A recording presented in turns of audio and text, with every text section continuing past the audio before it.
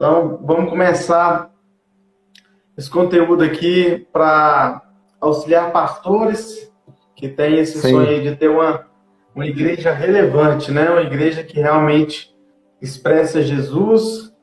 E hoje nós estamos aqui com o pastor Flávio Mineiro, pastor líder aí da igreja IBM em Rumas, tá aí desde 2018, né, pastor? E é bacharel em ciência da computação e também bacharel em teologia e membro da Urmiban Mato Grosso. Casado com a Iracilene, né? E tem 3 filhos. Isso. É um prazer, pastor Flávio, hoje estar aqui podendo escutar e aprender um pouco hoje com o senhor sobre esse discipulado 1 a 1, que é essa ferramenta extraordinária para pastoreio, para cuidado de ovelhas. Então, eu quero começar falando qual que é o propósito de hoje. O propósito de hoje nosso é falar sobre o discipulado 1 a 1 e também dizer qual que é o papel dele para o crescimento saudável da Igreja de Cristo. E começando nesse assunto, eu quero perguntar para o senhor, pastor, na terminologia do senhor, na definição do senhor, o que é o discipulado 1 a 1? Ô, Maicon, antes agradecer o convite, muito feliz por essa proposta, porque nós, como pastores, muitas das vezes ansiamos por algo nesse sentido para nos ajudar, né, ter essas ferramentas para poder alavancar, né, o crescimento saudável da igreja, e muitas das vezes os pastores caminham sozinhos, que não é o nosso caso, por conta dessa ferramenta, discipulado 1 a 1.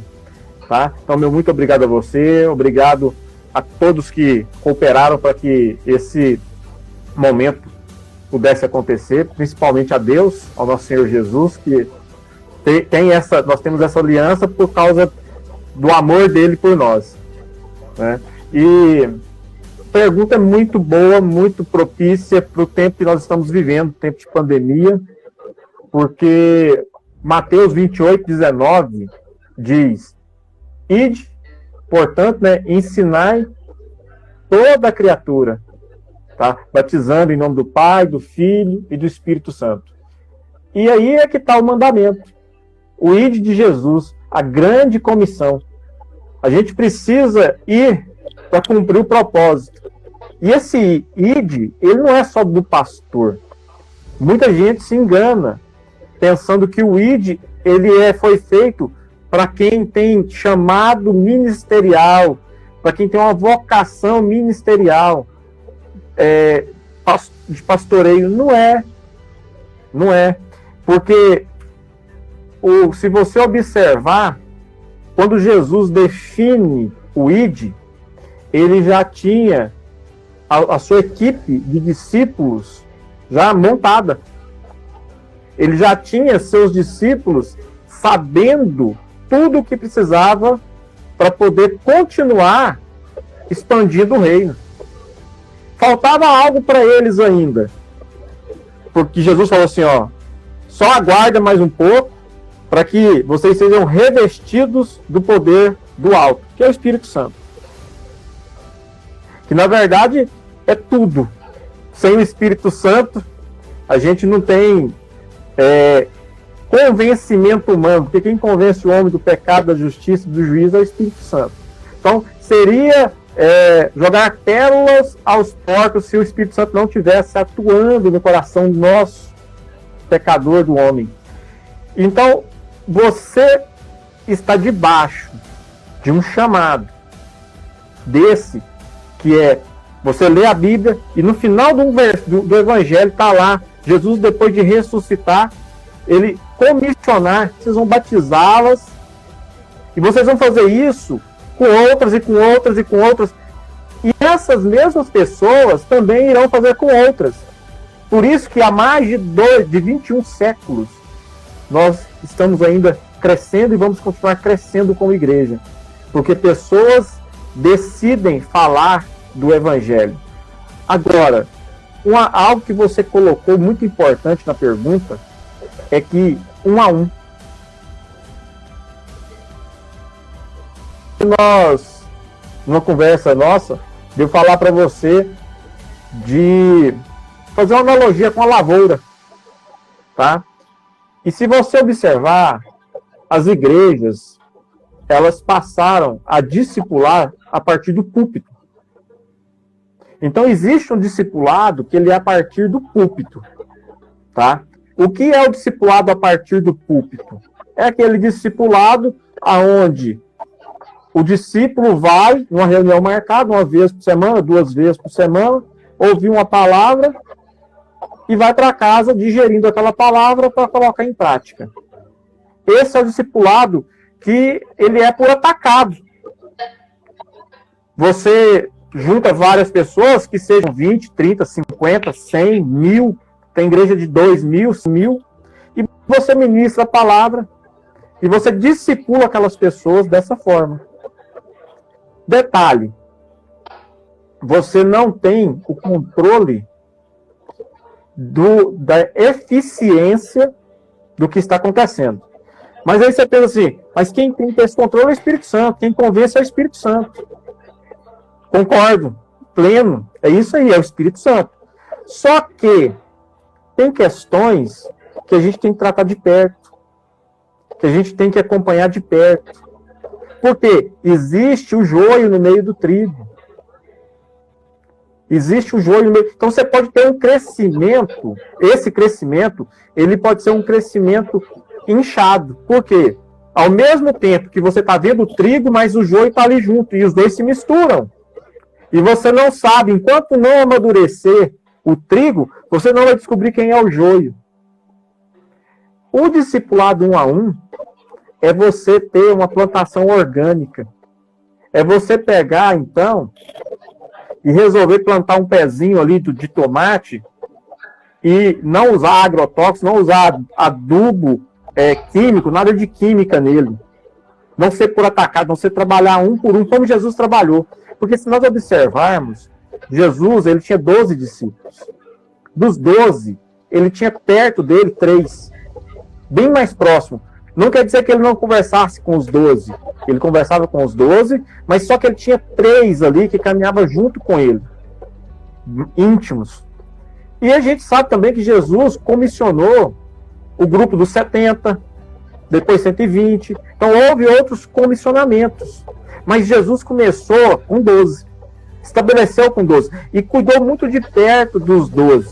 E mais de perto ainda de 3. Ou seja, ele trabalhou 1 a 1. E aqueles 12 e aqueles 3 é que fizeram a diferença para a expansão do reino.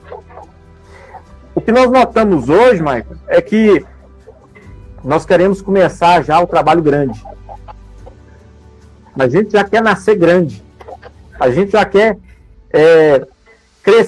abrir algo já expandido. E Deus sempre começa da semente. Deus começa da semente. É germinando. É devagarzinho. É o crescimento gradual. É o crescimento que não dói, que não causa dano, mas ele é natural. E a gente, às vezes, quer jogar química na coisa. Né? Quer forçar o crescimento. E não vai. Não Tanto é que aqui na cidade de Inhumas é um desafio, porque nós começamos esse trabalho em Itaberaí há um tempo atrás com o pastor Edson, e agora eu comecei do zero novamente. Quando nós saímos daí de Itaberaí, nós estávamos pastoreando 3 redes de células, a rede laranja, amarela e vinho, e estávamos incluindo já a rede verde junto. Então nós estávamos com mais de 30 células aí aos cuidados. E cada célula com o número de pessoas. Então, a igreja já relevante, avançando dentro de Itaberaí.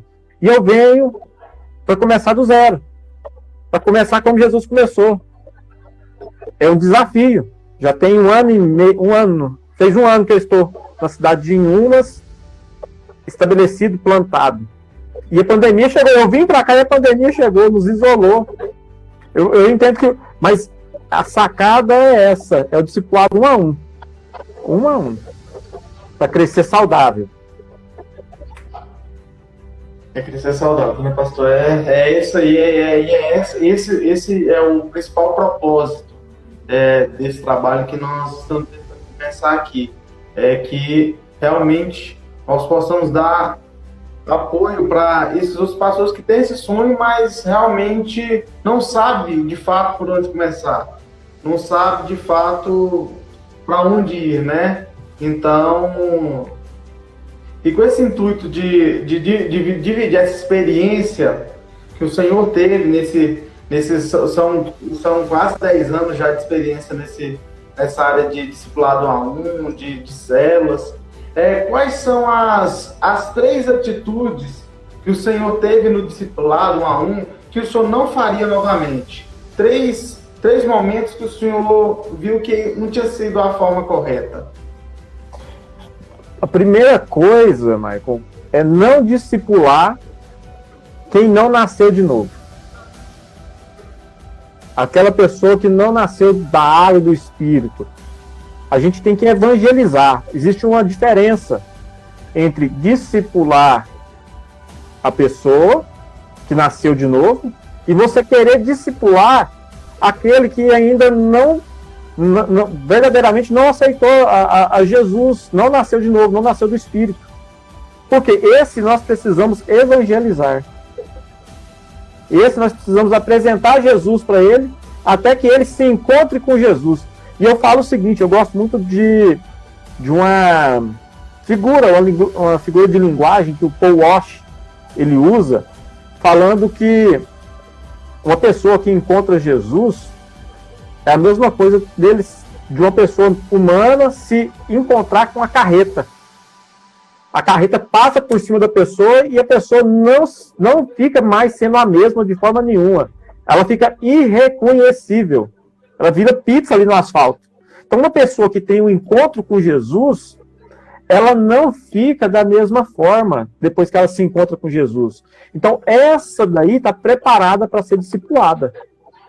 Essa daí está preparada para receber, né, da graça do céu ali, da palavra de Deus e dar fruto. Agora, enquanto ela não encontrar com Jesus, você vai bater ferro na água, ferro em fogo, eu não lembro como é que é o ditado direito, eu sei que não vai adiantar. Não adianta. Então, eu não faço isso mais. Mas como saber, né? Aquele que nasceu de novo com o que não nasceu, né? A questão é o seguinte, o fruto não cai longe da árvore. O fruto não cai longe da árvore, tem que dar fruto. Se estiver dando fruto, você já sabe.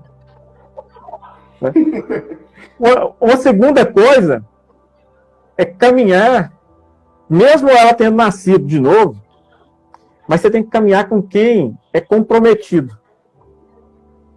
Antes eu caminhei com várias pessoas que não tinham comprometimento com o reino. Então, o nível de discipulado, para que ele te dê... É claro que quando você pega um novo convertido, você não vai exigir dele uma caminhada de um cara que já está 10, 20 anos no evangelho.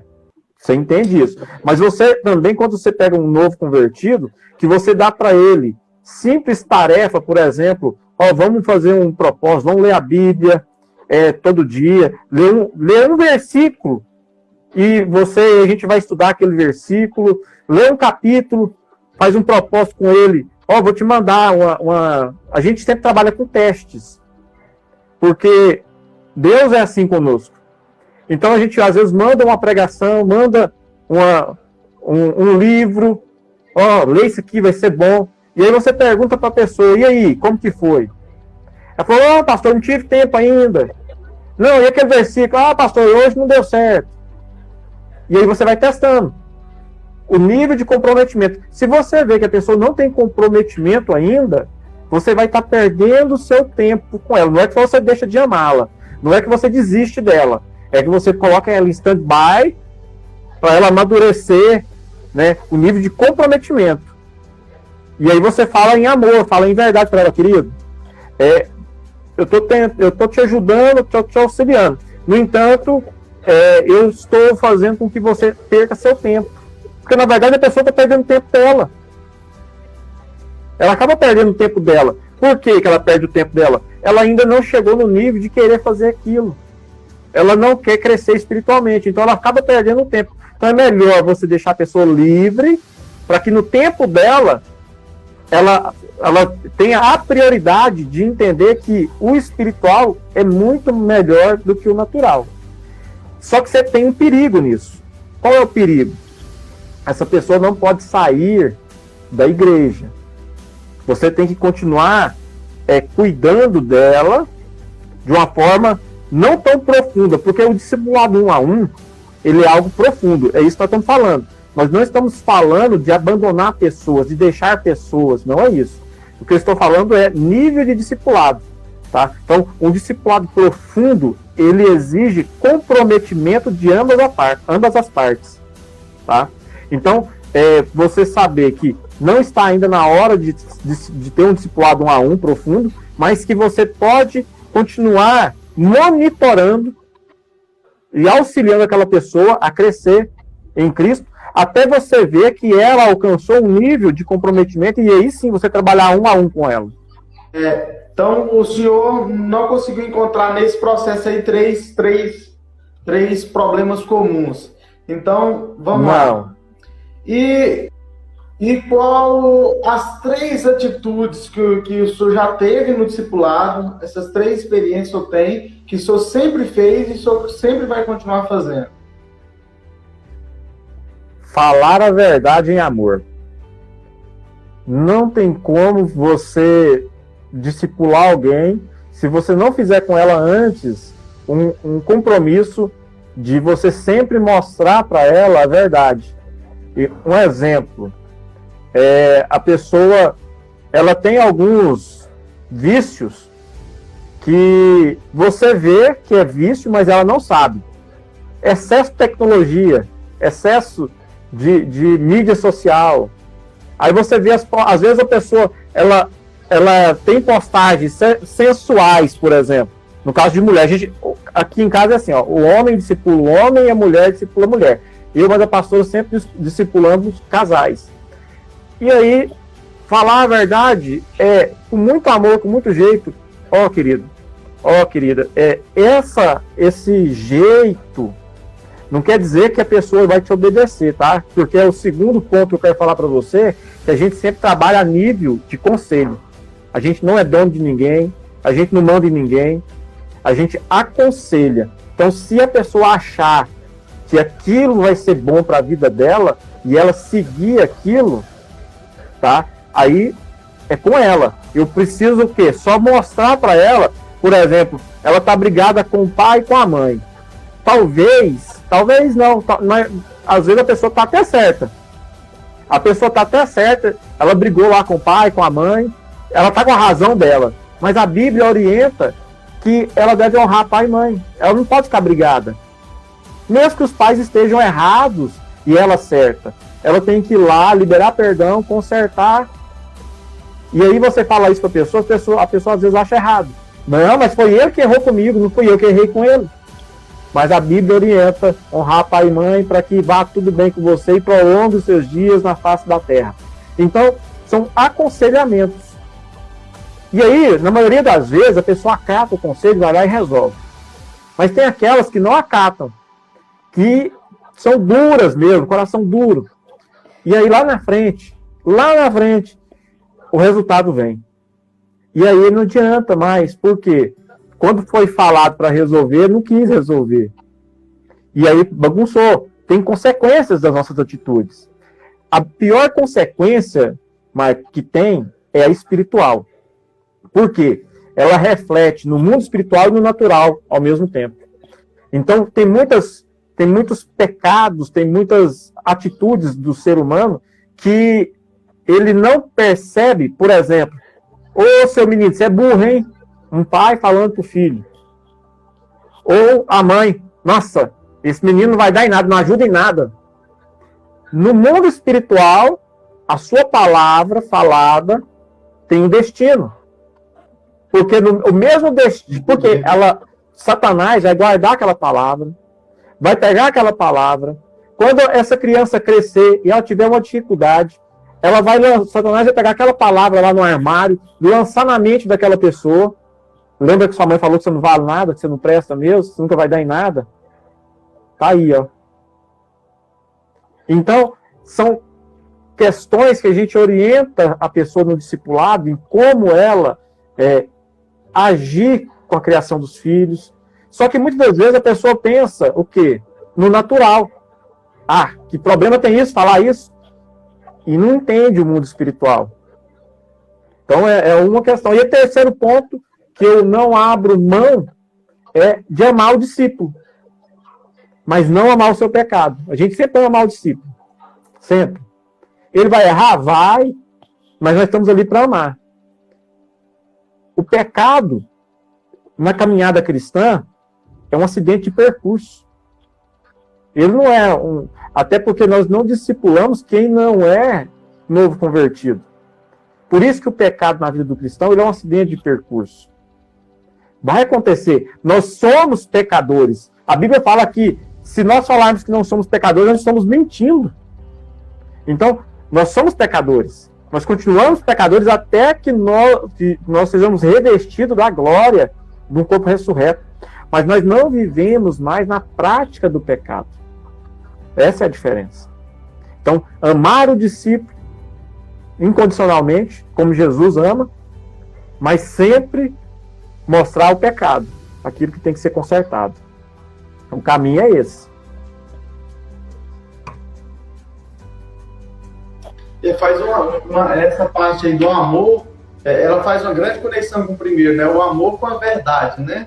Porque ele sempre anda junto, né? O amor, a gente via muito isso estampado nas ações de Jesus Cristo, né? Ele sempre amava, mas sempre amava dizendo a verdade, que é o amor verdadeiro. Porque o amor verdadeiro, ele diz a verdade, né?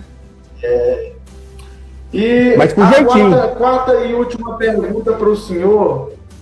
Na visão do senhor, qual que é o papel do discipulado A1 para o crescimento saudável da Igreja de Cristo?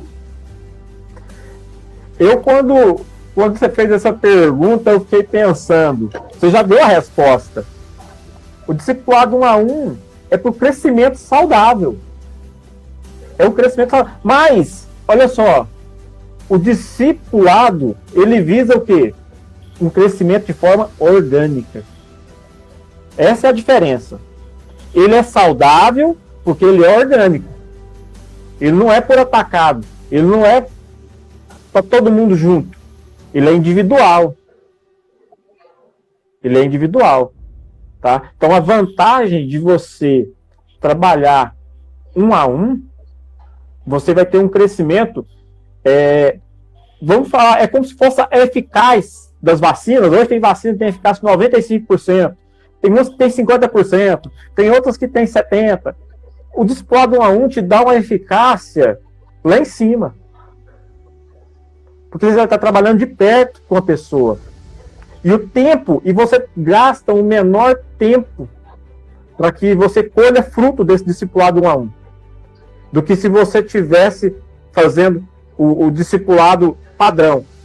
Não quer dizer, a igreja hoje, ela continua tendo discipulado com os cultos, né, pelo púlpito, o discipulado pelo púlpito. No entanto, ela tem que inserir dentro dela esse discipulado 1-a-1 na liderança e fazer com que isso escorra como uma unção, alcançando outros líderes, outras pessoas, até que alcance toda a igreja. Então, quando você começa com o discipulado 1-a-1, na verdade, você está começando o mesmo trabalho que Jesus fez. E se você prestar atenção, tem uma passagem na Bíblia que me chamou a atenção, que é lá de Tomé. Que quando Lázaro morre, Jesus fala para eles que tem que ir lá para ressuscitar Lázaro. E aí, eles tinham que ter uma caminhada. E Tomé fala, Tomé e seus discípulos. A Bíblia retrata Tomé e seus discípulos. Ou seja, Jesus tinha os discípulos dele e Tomé também tinha os discípulos dele.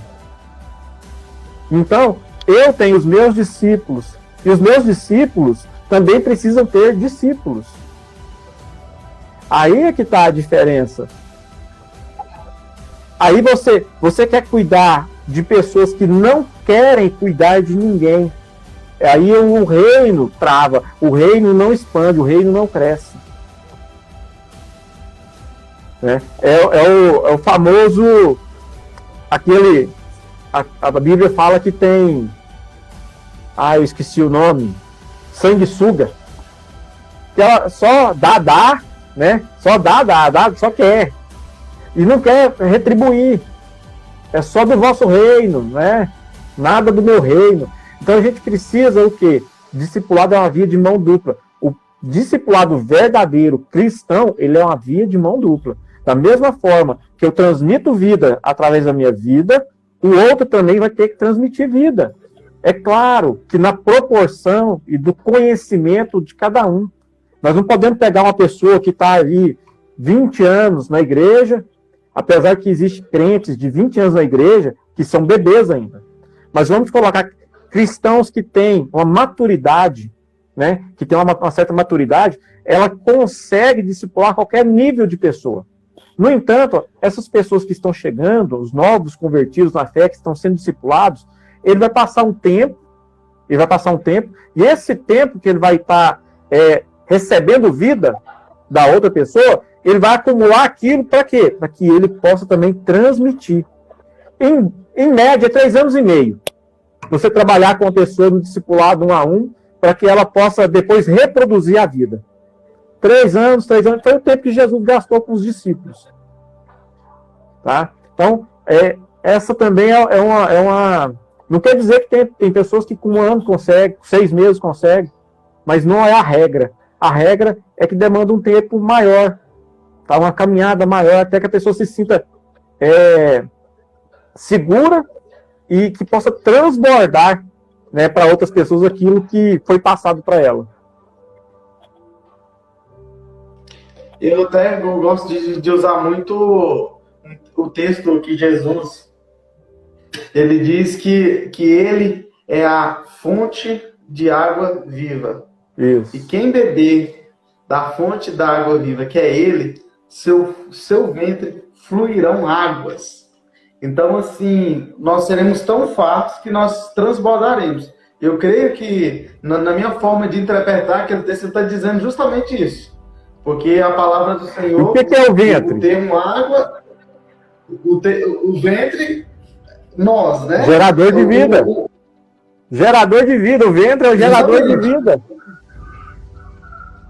E a água, na palavra de Deus, ela é usada como a palavra de Deus, né? Isso. Como vida. Isso. Então, assim, ele está dizendo isso claramente. Eu vou transmitir para vocês, vocês vão beber da minha água e vocês vão se sentir tão cheios de mim que vocês vão transbordar para os outros. Então, esse é o meu entendimento aqui. Eu sempre gosto de usar, e minha esposa até comentou ali agora, vocês irão transbordar. Então, eu creio muito nisso. Eu sempre falo muito isso. Eu quero transbordar. Então, transborde. É isso que eu sempre gosto de dizer. E esse discipulado 1 a 1, eu creio que é uma dessa forma de transbordar, né? Verdade. É um transbordar de Jesus. E outra, qual que é o nosso propósito? O propósito nosso na Terra é a glória. É apresentar a glória de Deus. Nós não temos outro propósito na Terra a não ser glorificar a Deus. Não tem outro. A nossa vida deve ser um exemplo para que as pessoas sigam. Tá? Pode estar ruim, mas eu estou com Jesus, vai ficar bom. Pode estar tudo bom, graças a Deus, porque Jesus está comigo. Com Jesus, tempo fecha, mas é aquele negócio. Você imagina agora na sua mente uma tempestade muito grande. Aquela tempestade feia que você olha e dá até meter para dentro de casa, se você pudesse entrar embaixo da cama. Mas no meio da tempestade, você vai dar um zoom. Tem um nilzinho de passarinho ali, aonde a mãe está ali com os filhotes, tranquilo. protegido ali naquele penhasco, que tem uma tempestade, e a mãe e o filhote ali tranquilo. Então, ter Jesus é ter paz em meio às tempestades. Não quer dizer que você não passa por ela, mas é você ter paz em meio a ela.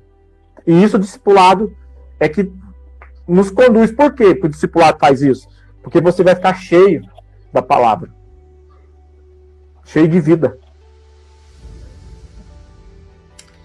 Eu acho interessante a questão que o senhor falou aí do tempo, né? O senhor disse que tem uns que vão levar 3 anos, mas o que eu acho interessante aí na jornada de Cristo, né? Os 3 anos, que tinha aquele grupo de 70, né? Já atrás. Então, provavelmente, aquele grupo de 70 já era fruto do segundo discipulado, né? Já dos 12, né? Isso, já é fruto dos 12. Sim, os 12 já tinham discípulos.